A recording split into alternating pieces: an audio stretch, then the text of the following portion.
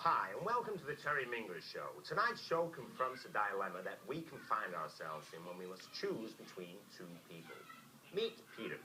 Peter is torn between two men and has come on tonight's Terry Mingers to tell them both his secret. Peter, welcome. Now, tell us about your dilemma. Well, I first set eyes on Gordon, very young age. When I seen him, I knew he was for me. And this carried on and carried on. And each Saturday, I used to go and watch him. He didn't know I was watching him, but I was watching him. I remember once throwing a chewing gum at him, and he just flicked his foot back. But I always knew he's my man. So, have you got any special memories of this guy, this Gordon?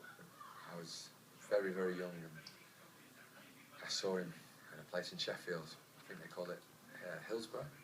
And in that day, he ran between the sheep in the East Midlands, in and out, in and out. And twice he was devastated. And straight away then, he was a king for me, but not just for me. He was a king for all my friends and my family. He was the king of all cockneys.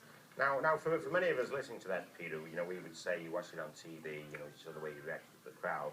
You're a bit of part-time, disloyal git. Yeah. But, I mean... I was young. Well, listen, you've actually spoken about Gordon. Now, perhaps we'd like a chance to meet the guy. So let's bring him on. Could we please bring on Gordon Hill, I believe.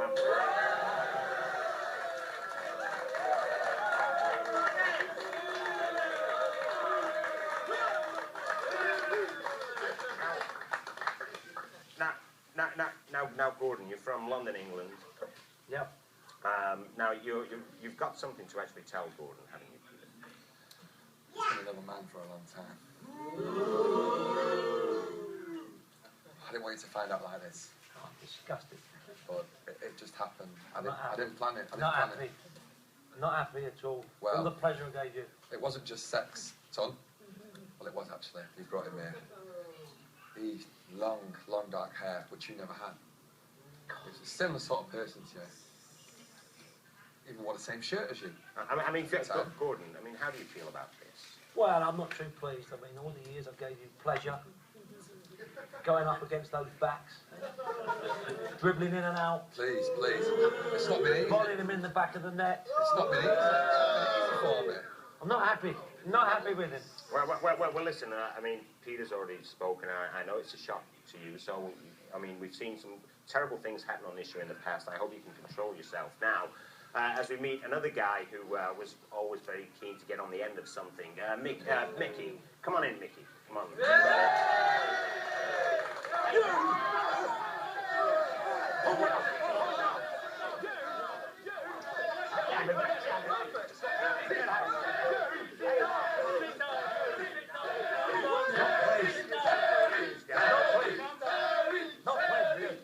Okay, listen.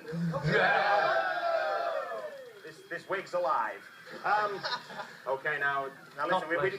If you guys could kind of calm down. I mean, maybe during the breaks, it's bad for ratings. Okay, now what about Mickey? What was special about this guy? Well, Gordon was very much the king of all cockneys, but Mickey was the similar because he used to run in between different sheep, and he had the long curly hair which sometimes got tangled as he was running in between the sheep. But that one moment when I saw him running in Merseyside, which a lot of people do, and he was running, and all of a sudden he scented it for a balding man, and the balding man stooped down like this. But it was Mickey's initial reactions which got me hooked, and that's when I realised there's someone else in this. You couldn't offer him the sheep, Gordon. You couldn't offer him the sheep. No, I give him his wellies, though. Good. What do you make of this? I'm not pleased with that. Not pleased with that at all. He's got 5 more sheep than me. I mean, you did say that before to me. You were saying that you always thought you were the better guy out of the two of you. What do you mean by that? Well, no, this is what... He's never been better than me. He's never been better than me. Him?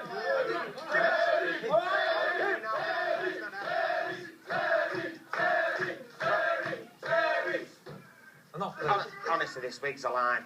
So, Mickey, how do you feel about it? I'm gutted. I thought you were a virgin when I met you. Well, I might as well have been, to be honest. Sorry, I'm sorry, Gordon. I'm sorry, Gordon. Well, I was too young.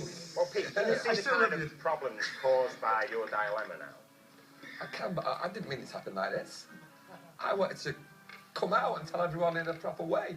I wanted to proclaim on the front of Red Issue. I don't want to know you either. But I can't.